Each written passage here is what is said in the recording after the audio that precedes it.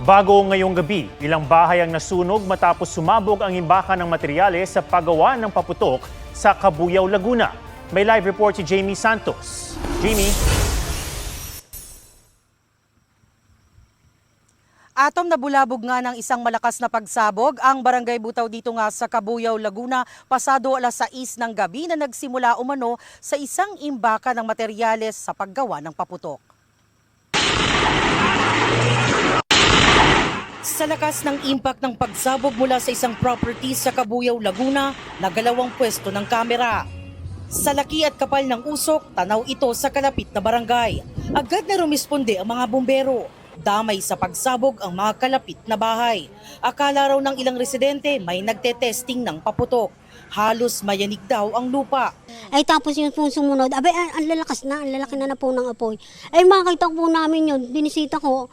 Kasi nga na ano tong kesame nito, pumunta po ako, ay tanggal po yung bintana. Sobrang pong lakas talaga, as in yanig po yung lupa. Nung sumabog po, nakita namin bumagsak, may bumaba na po kami. Sobrang lakas po. Sobrang lakas. Kasi gawa ng malapit na yung apoy. Pagbaba namin, nakita namin yung apoy eh. Tuluyang naapula ang sunog pasado 7:00 ng gabi. Ayon sa BFP Cabuyao, wala silang dinatnan na tao sa loob ng imbakan. Tingin din nila wala itong permit.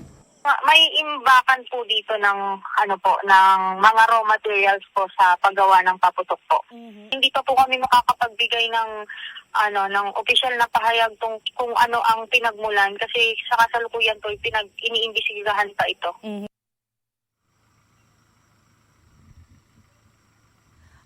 Atom, nagpapatuloy ang investigasyon para matukoy ang sanhi ng pagsabog at inaalam pa nila kung sino ang may-ari nito. At yan ang latest mula rito sa Cabuyao, Laguna. Balik sa iyo, Atom. Maraming salamat, Jamie Santos.